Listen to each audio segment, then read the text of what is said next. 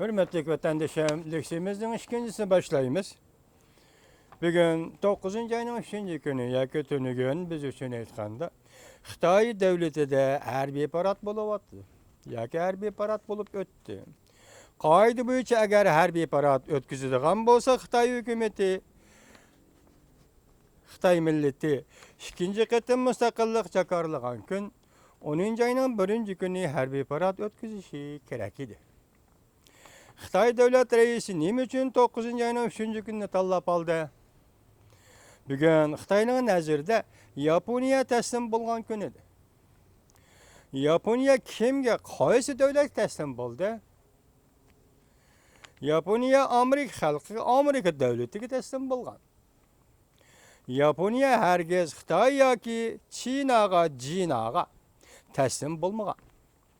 Bugün Xitoy nima uchun Yapon qarshi urush g'alabasining 70 yilligini xotirlamoqchi bo'ldi? Bu urush dünya urushining Osiyo Tinch okean rayonida yuz bergan urush edi. Yaponiya harbiy taraf strategiyachili shu chog'da zo'r xatoga yo'l qo'yib 1941-yili 12-ayning 7-kuni Amerikaga Pearl Harbor portiga hujum qildi. Osiyo Tinch okeanda urush vaziyati o'zgarib ketdi. Amerika Qo'shma Shtatlari bu urushga qatnashdi.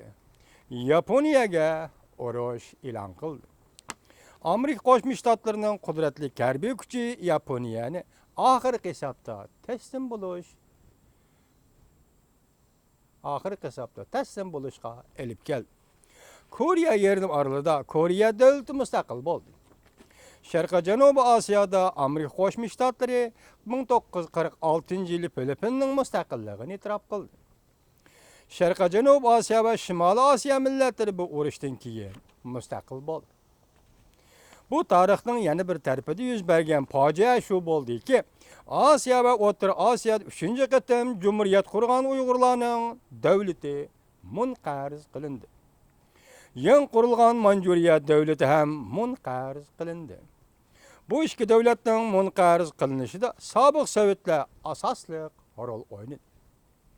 Ikkinchi Dünya urushidan keyingi dunyoning tartibi, dunyo shundoqla yana Osiyo rayonida shundoq tartib turg'izildi. Bugun Xitoyning harbiy parad o'tkazib, kuch ko'rsatib, tirishchanlik ko'rsatishlari urushdan keyingi Osiyo va Tinch okean rayonining tartibini saqlab qolishga uringanlikdir. Ammo vaziyat Xitoyning o'ylig'indek bo'lmay qoldi.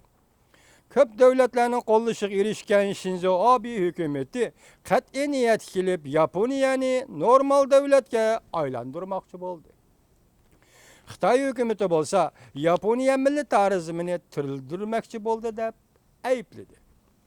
Bugun harbiy parad o'tkazib, harbiy parad orqali dunyoga kuch ko'rsatmoqchi bo'lgan rais Xi Jinping Yaponiyaning normal davlatga aylanishiga qarshi turishni maqsad qiladi.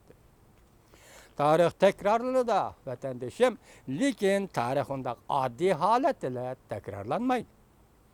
Jungo uchun haqiqiy bir xatardan so'z ochganda, Yaponiyaning normal davlatlik o'rnini asli keltirishi marbundoq uchun eng zo'r, mana bu Jungo uchun eng zo'r tahdiddir.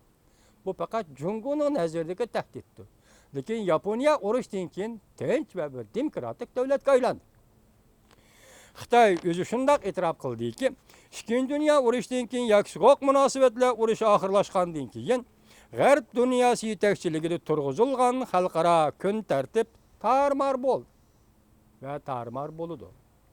Tinchlikdan hozir oldirab so'z ochqili bo'lmaydi.